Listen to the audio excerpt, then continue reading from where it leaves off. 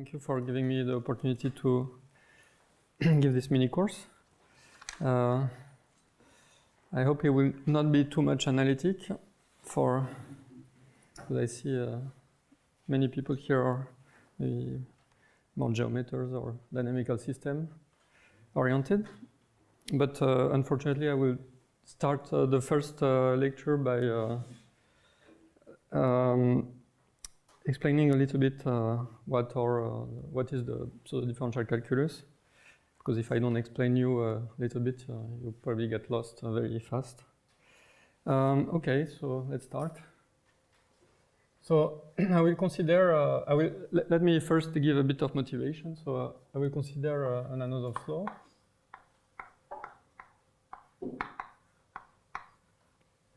Phi t. Its generator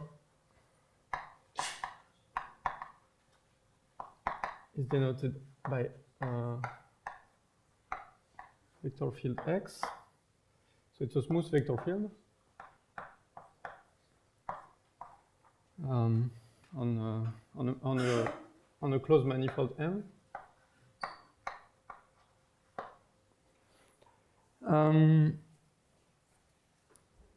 So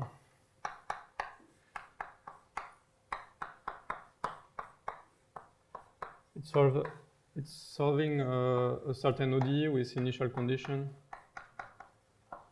psi 0x equal x, t is the time.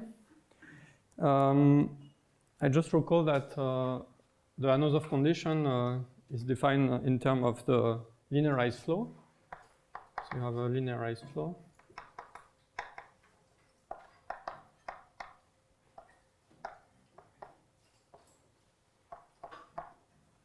Tm. And the Anosov condition says that, asks that you get a decomposition in stable, unstable, and flow direction, where EUS are d phi t invariant,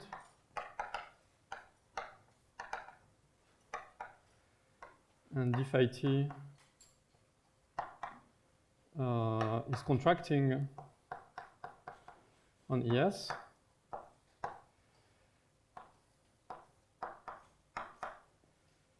So you fix some norm.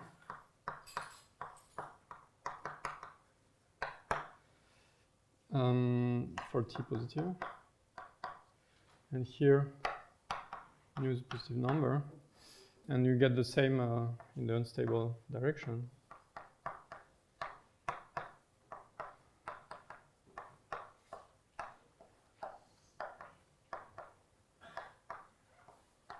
T negative, and C is also a positive constant, independent of T. So of course, it looks quite simple because it's just an ODE. But if you look at a vector field which satisfies these properties, this is going to be strongly chaotic, and then it's kind of hard to predict long time trajectories of one initial condition. So somehow it seems that it's quite convenient to think about this flow also as acting on function by pullback. So this is what's called the transfer operator.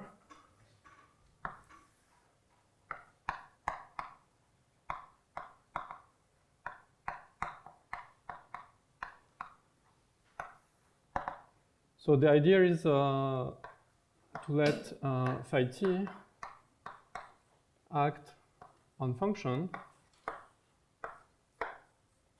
let's say smooth function, by pullback. And to define a certain operator that I will call t of t, which is the pullback in negative time.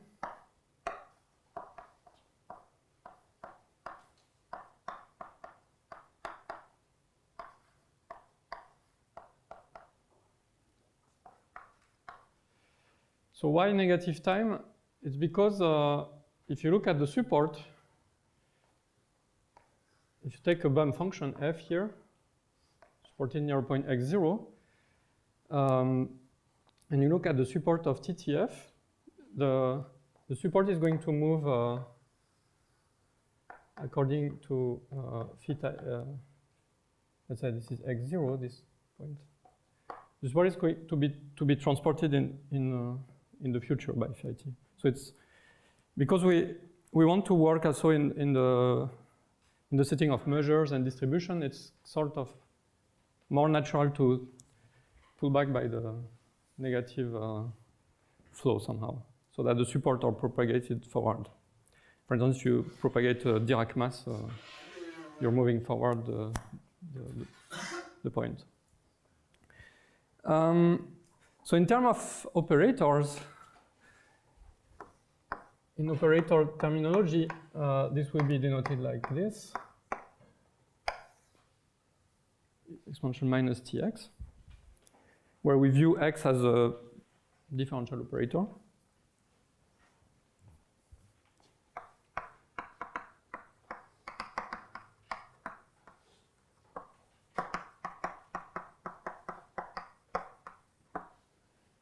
So this is a linear operator, and you can see it's going to be a group acting on C infinity, a group of operator. And this action also produces a dual action on distribution.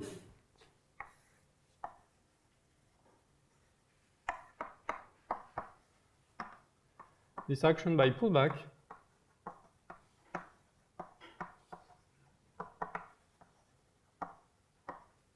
induces an action by duality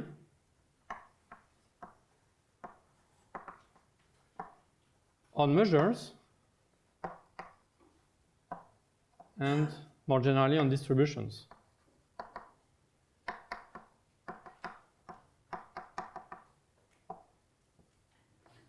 So distribution, I will denote them by C minus infinity of m.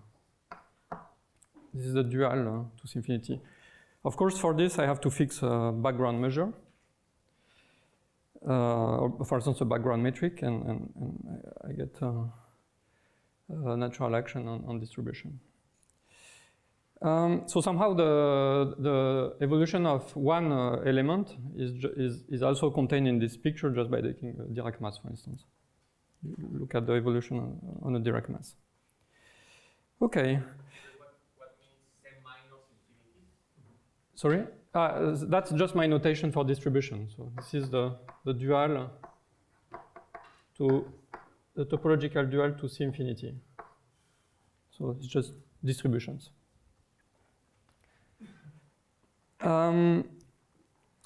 So T of t can also, if you have a background measure, you can remark that T of t, in fact, is also can be viewed as an operator on L2, which is bounded. And here I just fix any smooth background Lebesgue type measure. So we can even think in terms of operator theory. It's a bounded operator, but X is not bounded.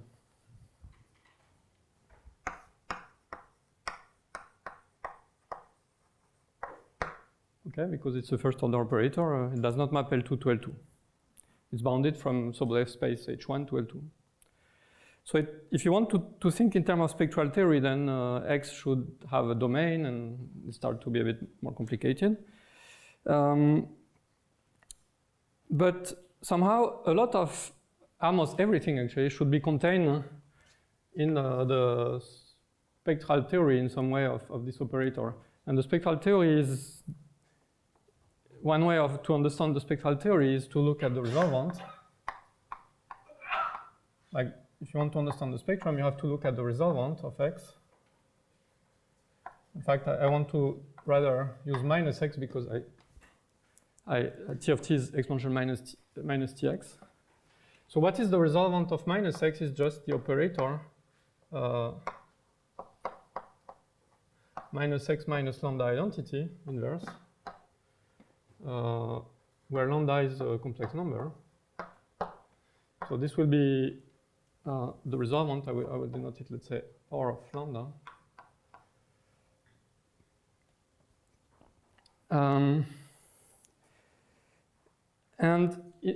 This operator, if you know something about it, you can solve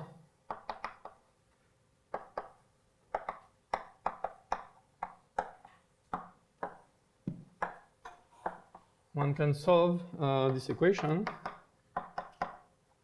Sorry, minus xu minus lambda u equal f for any f, let's say in L2 or C infinity.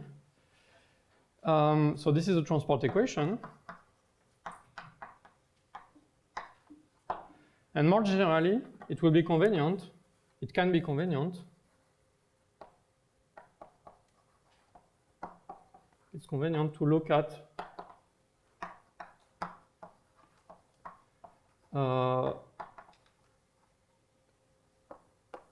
this type of equation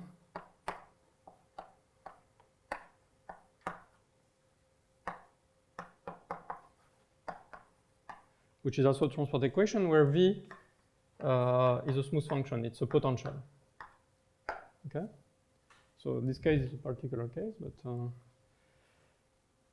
and looking at this equation, this transport equation, actually can tell you quite a lot about invariant measures, certain eigenfunction of the flow, so some certain observable which have nice feature with respect to the flow. For instance, the SRB measure, the Gibbs measure in general will be related to this equation.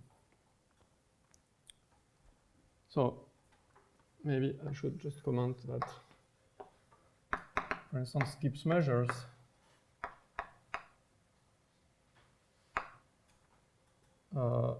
appear in this feature somehow.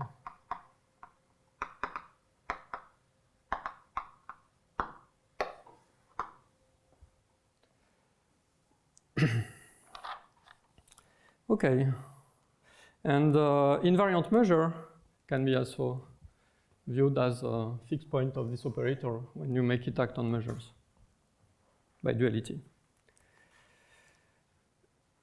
Okay, so now, of course, when you look at this equation, this transport equation, it's actually, okay, it's just an ODE, so maybe it doesn't look too fancy. But in terms of PD, it's not very hard, but it's not as easy as an elliptic equation, for instance. Typically, if you want to think in terms of regularity, if this is smooth, you try to solve this equation. Typically, this U will not be smooth because it's just a first order equation. It's not elliptic. So in fact, one has to look a bit more carefully at this operator, although it's just a vector field. So there is a whole let me try if it works. There is a whole development about studying these problems, which started probably with Ruel.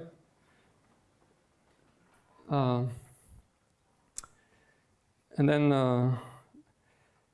of course, Marc Policot also was working at this approach, this spectral approach, Paris. And more recently, people from analysis got also involved in this, with Viviane Baladi. Viviane worked, of course, on it for a long time. Tsuji, Rug, Liverani, and so on.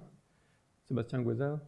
And then there were people from PD started to get interested in it because they were really interesting PD to look at.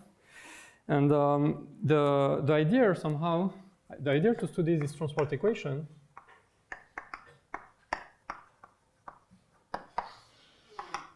this transport PD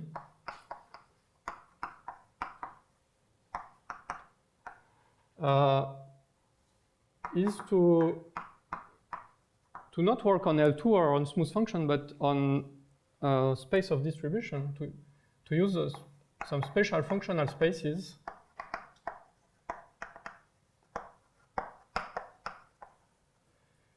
which are included in minus infinity. So there are spaces of distribution which encode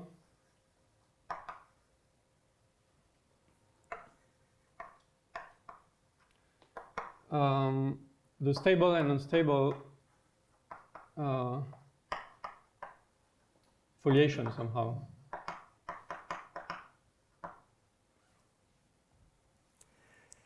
So of course, this is not so new to use the fact that there is a special foliation, even in terms of analysis. For instance, Boris also has a lot of results about the regularity questions. But somehow, what was important in this spectral approach was to really construct a functional space where, in fact, this operator, although it's first-order operator, not elliptic, can be Fredholm. So the main feature somehow is to make this operator minus x plus v a Fredholm operator.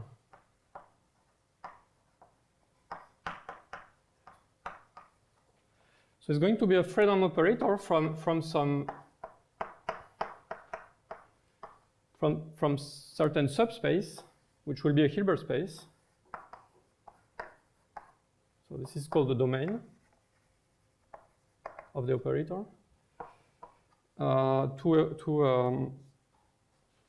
To a certain space, which I will call H. So in fact, maybe I should say it's included in H, which is included in C infinity. And H will be this special space that we try to construct. And H is going to be a Hilbert space.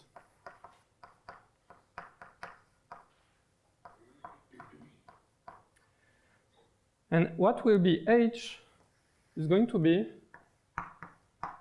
the image of L2 by a certain operator.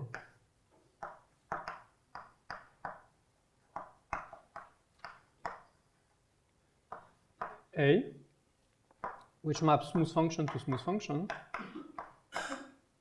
smooth function to smooth function. It also extends to distribution by duality. I mean, its adjoint is going to map smooth function to smooth function, so it will actually map also distribution to distribution. And A will be a pseudo-differential operator. And if you're, just to make a parallel,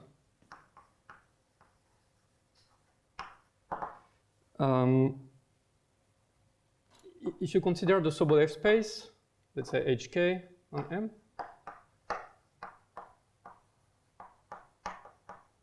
the Sobolev space of order K, on a manifold. So Sobolev space of order K on a manifold is just elements which are in each chart in the usual Sobolev space on Rn. And to define Sobolev space, you have one. I mean, the way we do it is through the Fourier transform. But you can also check that HK of M is you take a Riemannian metric, for instance, G Riemannian metric on M. You take this operator to the power minus k over 2, and you apply it to L2. And you can actually check that HK is given by this. So what I mean by this power is like you take a basis of eigenfunction and you decompose on this basis and you just multiply by 1 plus the eigenvalue to the power minus k over 2. Okay. So here it's a bit similar. You can, I mean, A will play the role of this guy, except that we cannot work in the usual Sobolev space because this is not going to be Fredholm, unfortunately, due to the fact that there are, well, first, due to the fact it's a vector field and that there is this foliation, which is saying quite a lot, which is important for the flow.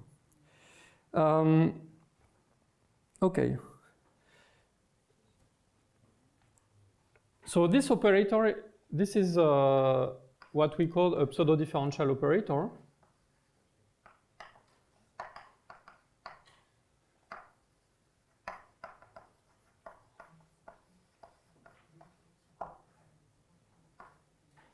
Of order minus k. And what are the pseudo-differential operator? They are a generalization of differential operator, and basically you can think of them as operators, at least in certain cases, inverting the differential operator, at least the elliptic differential operator. So all the inverse of the elliptic differential operator will be contained in this pseudo-differential operator family of operators. So this is what I want to explain. What is a pseudo-differential operator? So you have a little bit of analysis, which maybe at the moment I will not, for this lecture, I will not really apply to Anosov flow because I just need to introduce this, but they will be applied in the next course. So I hope you will not dislike it too much. But I will not enter into detail. I just want to give you maybe some idea of what they are and just like basics and how to use them. And if you want to know more, there are really a lot of books which are not so complicated. It needs a little bit of effort to enter, but once you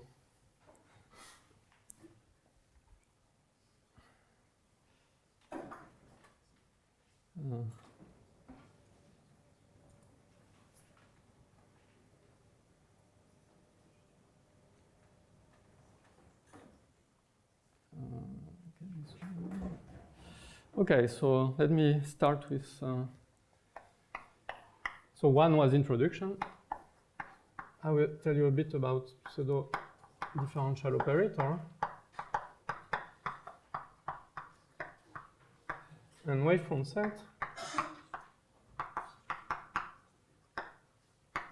So wavefront set is a concept which is quite useful in analysis because it tell you where are the singularities of a distribution.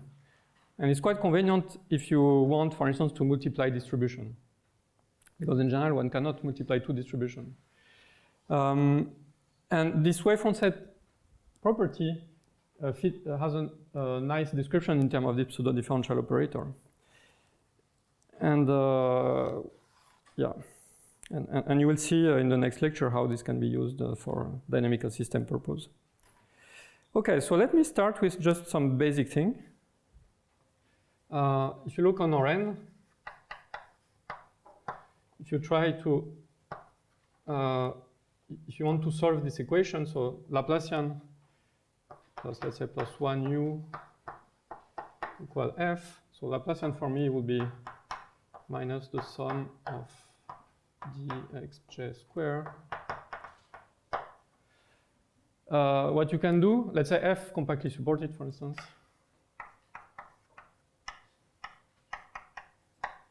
What you can do to solve this equation is just use Fourier transform.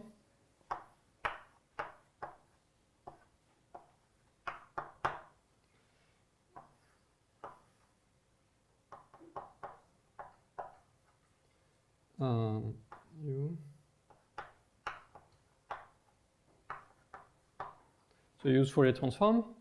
I will also denote it by u hat. So xi is an element in Rn.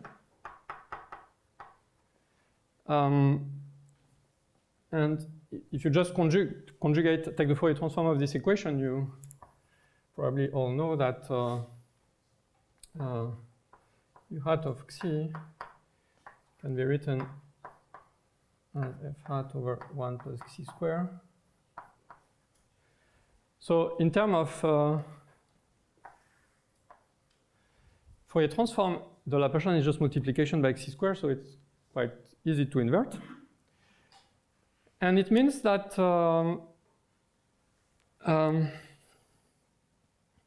you you can actually write U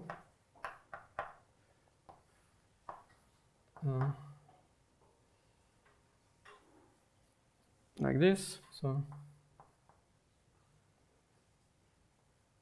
it's AXC F hat.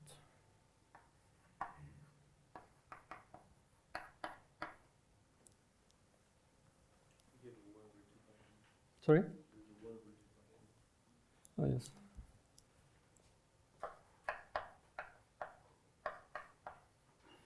You can write this, and you see that in terms of Fourier transform, you really get a multiplier. So you get a multiplier by this inverse of this polynomial. Okay. So now the problem is if you change your Laplacian and you put some coefficient which depend on x, you cannot do this anymore. At least not like this. So one has to kind of change a little bit this formula, but one can still do it. And I will define a pseudo-differential operator on Rn using some class of function which are called symbols.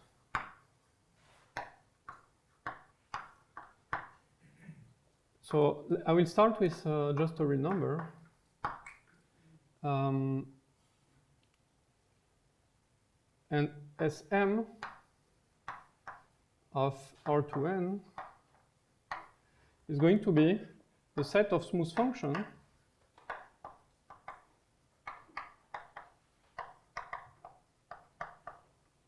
so that for any alpha beta multi-indices,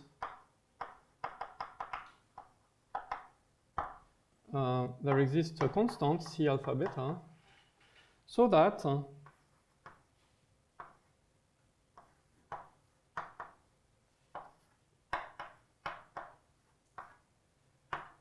I get some bound on the x derivative and the xi derivative of A, which are of the following form.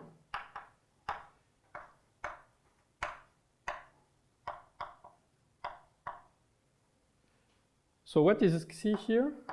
It's what we call the Japanese bracket. So it's some smooth function which grow like C. So it said that it's a function which is smooth in x. If I differentiate in x, it's of the same type. And if I differentiate in xi, I start to decay in xi. So of course,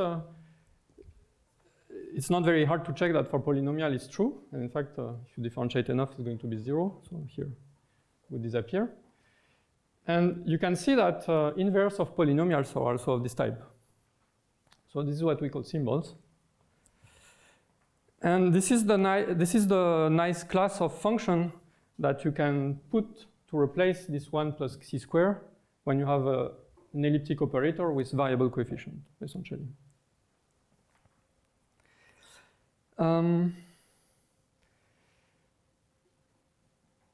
Okay. So now we need something on compact manifold, because we want to work, after all, on compact manifold. On compact manifold, a symbol will be something of the same type.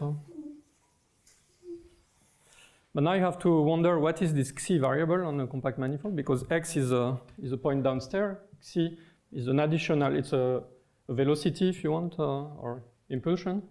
On a compact manifold now, or you can even extend this to non-compact manifold, but here I just want to focus in this case. You can choose a set of chart, of local chart,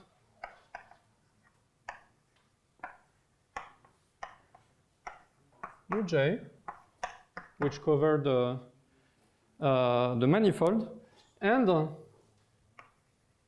define Sm of T star m. So T star m is the cotangent bundle.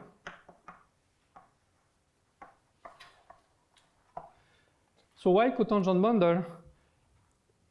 It's not completely obvious actually, but when you define Fourier transform, it turns out that this Xi really has to be thought as an element in the cotangent bundle of Rn.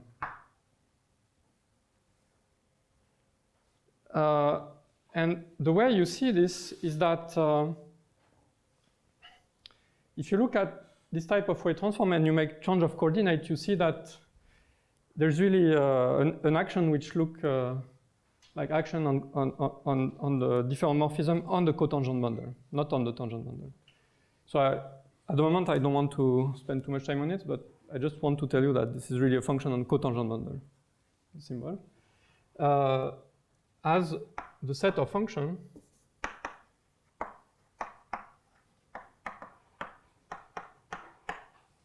T star m, which are smooth,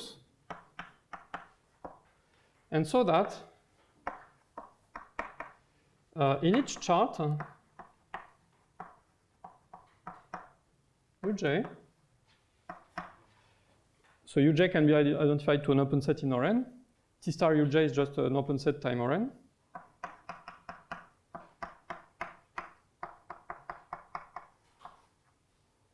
And I will use the Xi variable in this covector direction. I ask that in this local coordinate, if I differentiate ax Xi, the function a star, which are smooth, so that you get the same type of property. Oh, I forgot, yeah. So here this norm is just the length of beta, so the sum of all the derivatives. The sum of the number of derivatives appearing in the X variable. So for this, we need to fix a metric. So I will fix a metric. So G will be a Riemannian metric, a fixed Riemannian metric on M.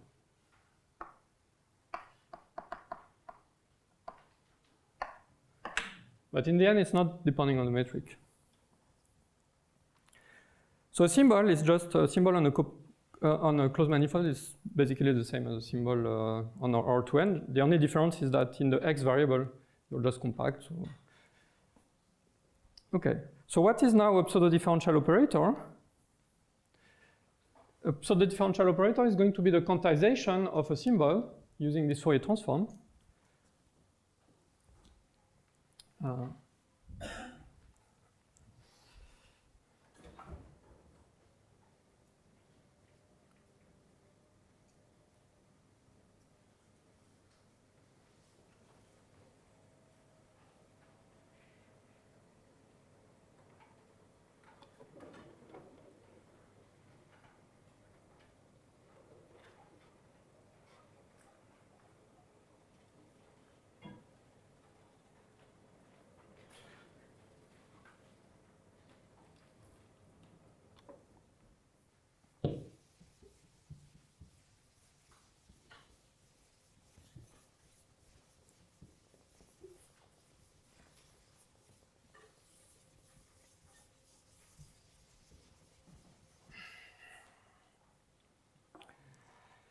I will start directly with a pseudo-differential operator on a closed manifold. So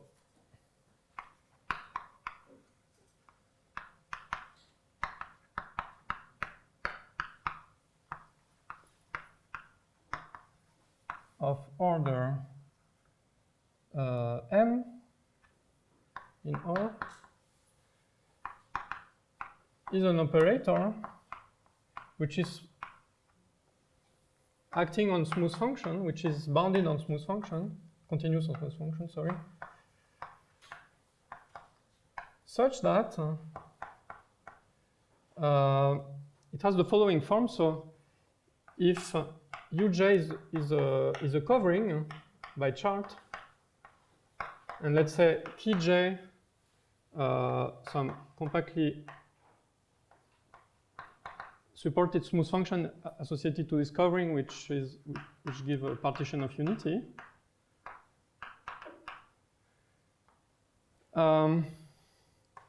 if I take some key tilde, which are of the same type, but I just ask that key tilde is 1 on the support of key j. So I have a partition of unity. And in each chart, I have a cutoff like this. And I have a function, key tilde, which is 1 on its support.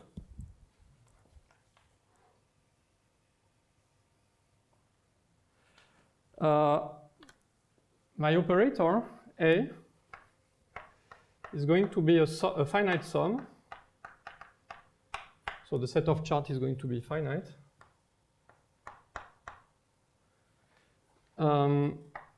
Of aj, and aj of f of x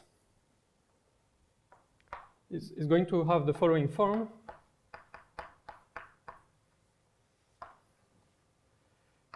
Exponential I x c on Rn time a j x c. Here I get key tilde j x, and here I have key j f hat of xi dxi, and aj is where aj is a symbol on T star m, which you can also view as just a symbol in the local chart.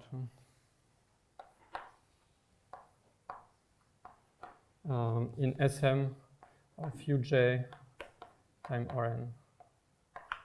So aj is just going to be supported in the chart here.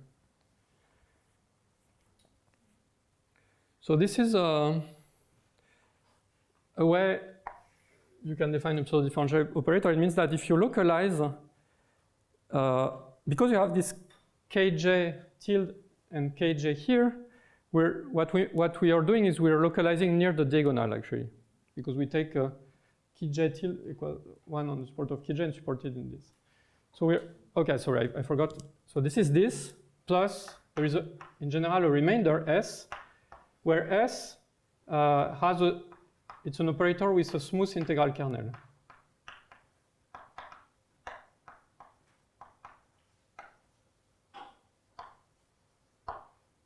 So it's a smoothing operator. It's just the integration, if you want, of s f of x. It's just the integral of s x x prime f of x prime dvg x prime, where s is a smooth function on m, time m. So up to a very regularizing operator, A is going to look near, at least if you look at its integral kernel or distributional kernel, is going to look like a multiplication by a symbol, basically, when you conjugate by Fourier transform. That's what it is. Okay. So now, when we have a symbol, if A is a symbol,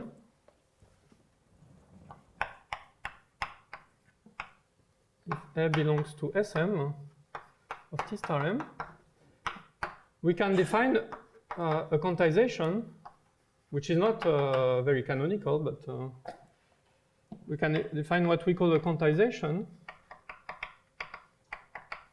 which I will denote by op of A, which is an so the class of pseudo-differential operator will be denoted by psi.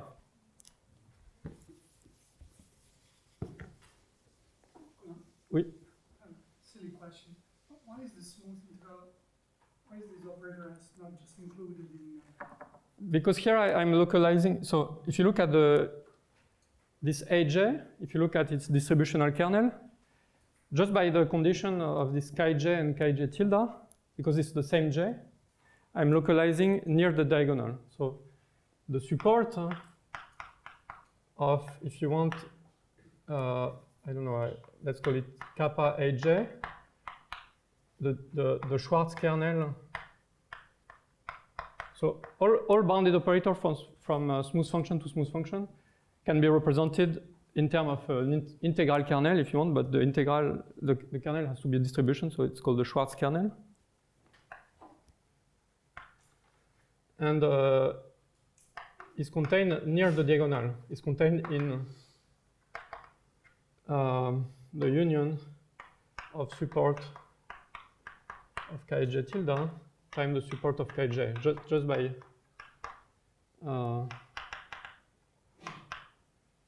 so if you consider M, you look at the diagonal.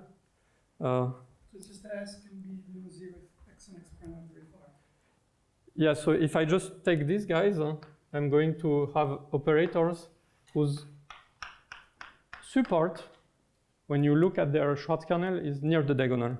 And I want, it's not an invariant family somehow. I really want operators which have support everywhere, as long as it's smooth. If I don't put this, I just get into trouble for the composition formula and blah, blah, blah. So this always appear in this, so differential calculus, there is always like smooth remainder. We don't really care about them somehow. All the singularities is contained in this part. So a remark which is not very difficult to see is that actually the integral kernel of each of these aj is smooth near the diagonal. A remark, so it's an exercise. You can check that the distributional kernel Kajxx, xx prime, is smooth outside the diagonal.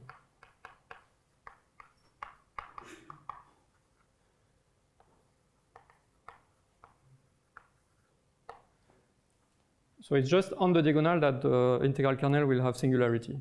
So if you remember just the green function, just take the example of the green function on Rn.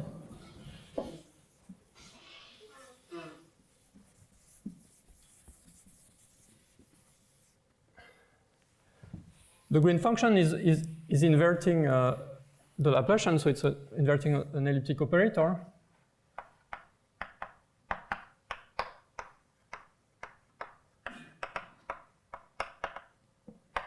It's going to be, there is a constant depending on the dimension times some power minus n plus 2 in dimension n. So you see that it's an integral kernel of the inverse of the Laplacian, which is smooth outside the diagonal, but at the diagonal it has a singularity. And typically the pseudo-differential operator always have this type of singularity. You can think of them as generalization of this. They're smooth outside the diagonal, and near the diagonal they look like inverse of powers of the distance to the diagonal, roughly speaking. Of course, when the power is too negative, it's not, you have to work a bit to show that this can be extended as a distribution, but it looks like a homogeneous distribution somehow. Okay, so what about these pseudo-differential operators? Yeah, I wanted to say. So this is an example here. This invert the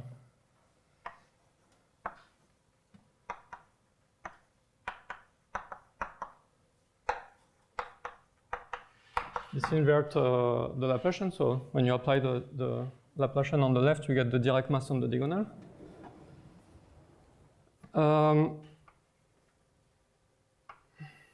I forgot to say.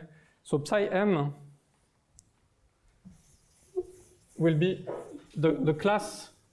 So psi m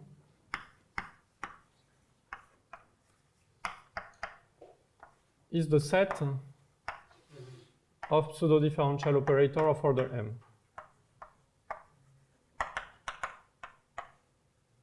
Differential operator of order m.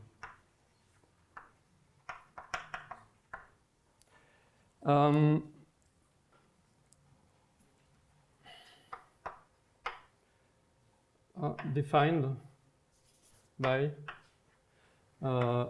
op A of f of x, but it's just given by what I wrote here. So the sum of this aj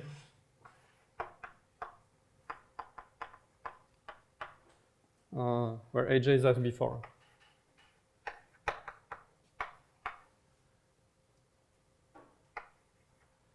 As before. Okay, so if I have a symbol, I just localize it in each chart by this cutoff function. I define aj like this. Of course, it depends on the choice of coordinate and the choice of kj. And I define the quantization like this. Op of A of f is sum of aj times f, where aj are these operators here. And aj here is just A in the chart.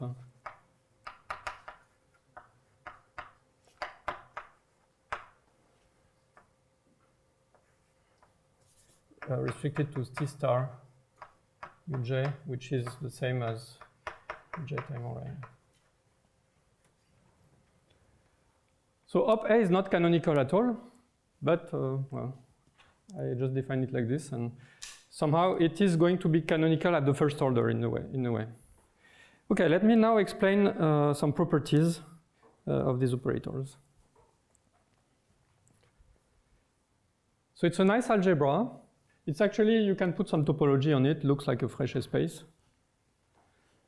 What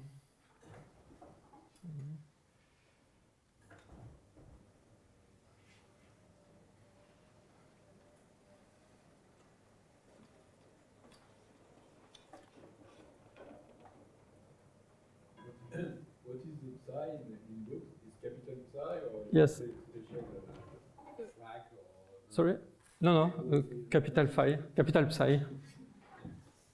I guess it's psi for pseudo. So this was introduced by Hormander and the Russian school like Egorov and Sobolev and people like this.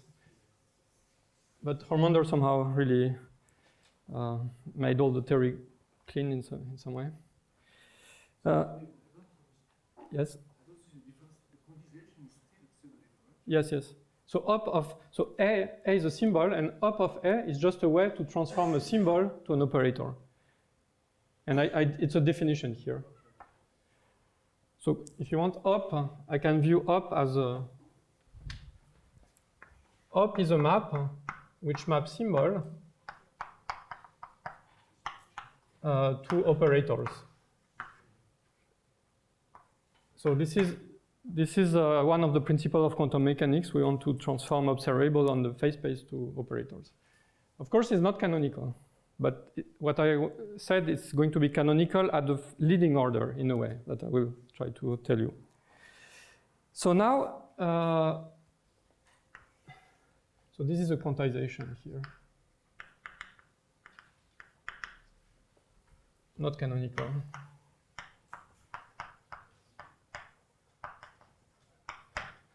I want to define the notion of principal symbol. So you probably heard about the principal symbol of a differential operator.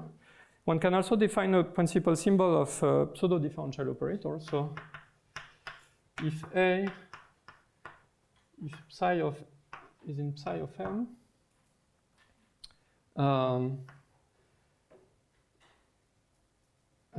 it can be written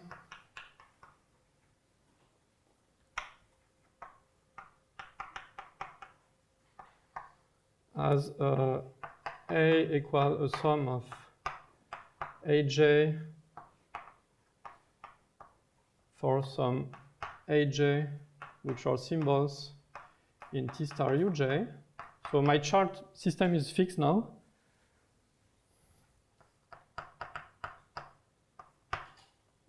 Plus S, and S is just a smoothing operator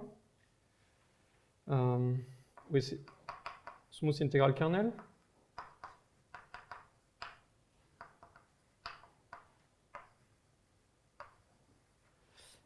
The principal symbol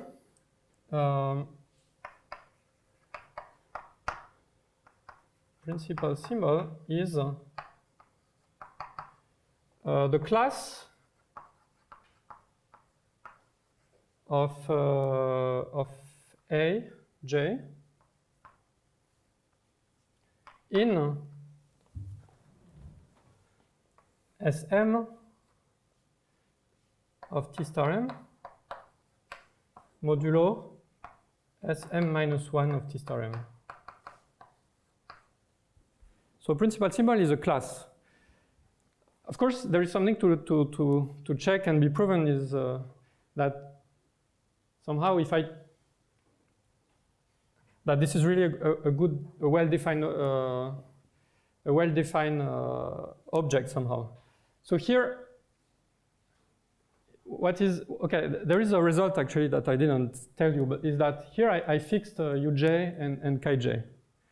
But there is something that you have to prove is that this characterization of this operator does not depend actually on the choice. That if you change this uj to another family and you change your cutoff function, if you have one pseudo-differential operator defined in this sense for one of these partition of unity and local chart, if you take another one, you can also write it under this way.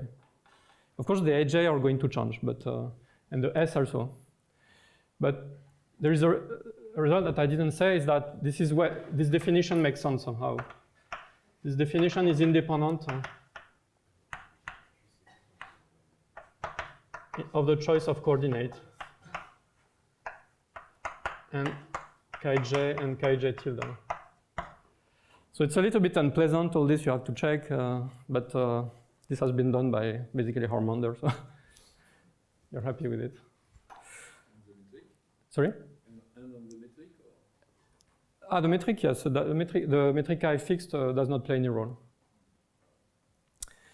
Okay, so it's the class of the leading term when xi go to infinity somehow.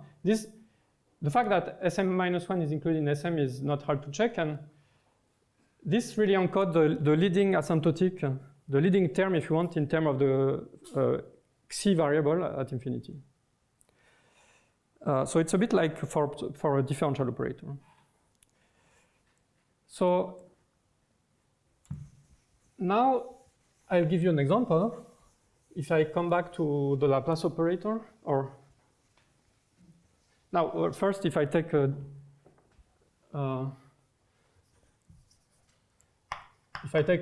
differential operator, for instance the Laplace operator, delta G, this actually belongs to C2 of M. And the principal symbol, I will denote it by sigma.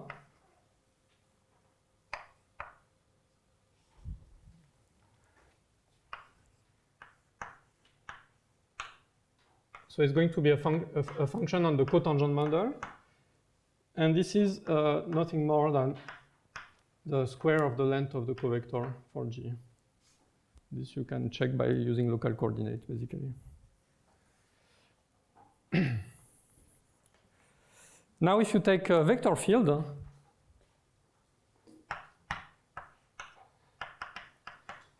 if X is a vector field, like for an Anosov flow, for instance, it's a first order pseudo-differential operator, so it actually belongs to psi1 of M. Again, you look in local coordinate, you use Fourier transform, and the principal symbol is going to be, I hope I didn't get it wrong, it's IXCX. Sorry, symbol of little x and xi is I xi x of x. So this is an element in the tangent bundle. This is an element in the cotangent bundle. And this is just the contraction. So you see that the principal symbol is actually vanishing on the covector which are orthogonal to x. So it's not elliptic. So we say that an operator is elliptic if the principal symbol is non-zero, does not vanish.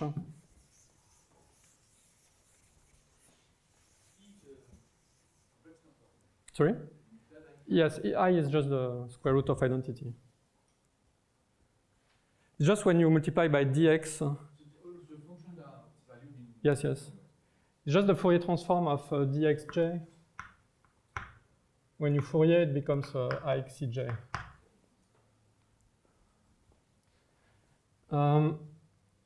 We say that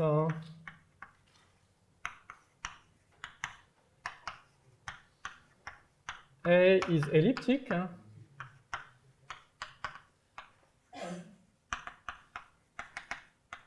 if the principal symbol of A, xc, is bigger, the norm is bigger than C0 C to the power m. So if there exists C0 positive such that for any x in C in T star m. So basically, if the principal symbol is controlled below by power of m uniformly, we say it's elliptic. So it's more or less the same. I mean, it's exactly the same as what we do for. Okay, sorry. I should say this for Xi large enough.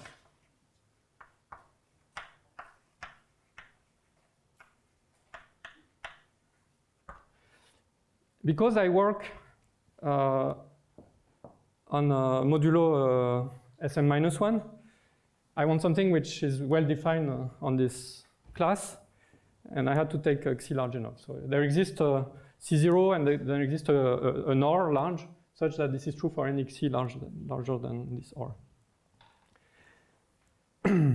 So just maybe have a couple of minutes or not much. Maybe I'll just give you the three important properties, and I'll stop here. The three important properties of this pseudo-differential operator.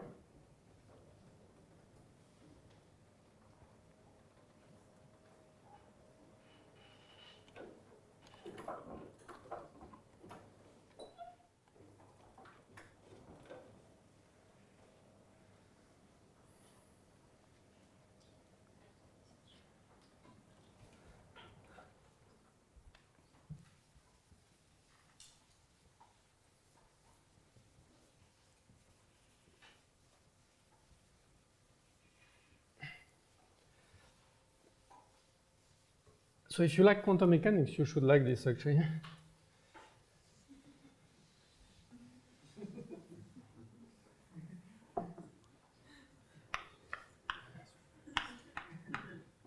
So main properties.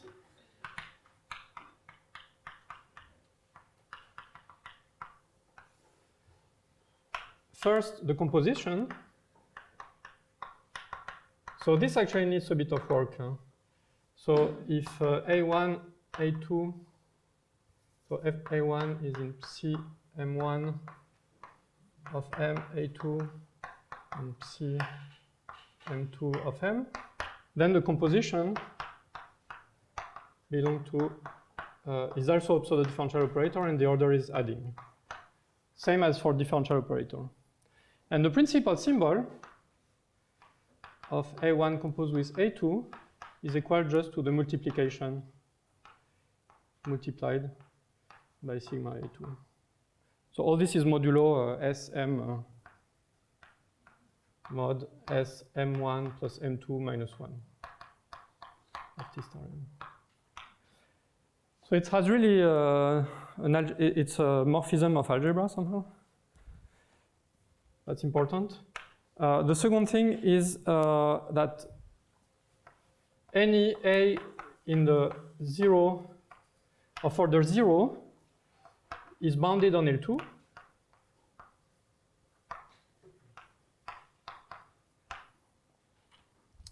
with the following property. A equal A0 plus A1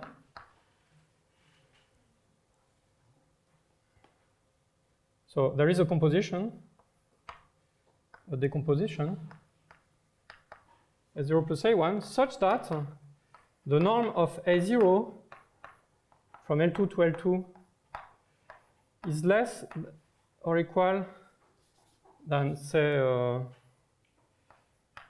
1 plus epsilon for any epsilon time the lim sup when xi go to infinity of the principal symbol. So you can control the norm of your operator by the principal symbol up to a small error by just looking at the behavior at infinity. And A1 is compact. A1 is a smoothing operator, has a smooth integral kernel.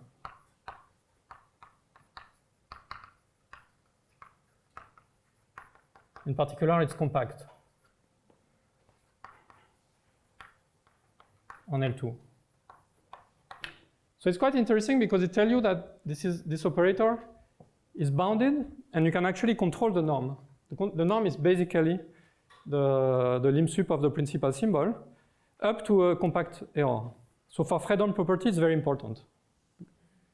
Because if, for instance, if you know you get one, the identity plus an operator which has norm less than 1 plus compact, you can actually invert up to a finite dimensional kernel. And I'll just give you the last thing, which is the boundedness on Sobolev space. And I'll close here. The third thing is that A, more generally, if A belongs to psi of M, A actually map any Sobolev space HS to HS minus M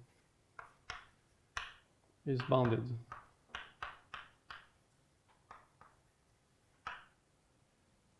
Where this is the usual Sobolev space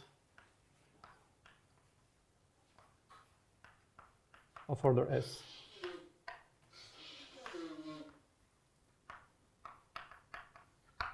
So these operators have a nice property. They compose well. They are bounded in some way, and using this, we can do actually a lot. And I'll explain on Anosov flow how to use this tomorrow.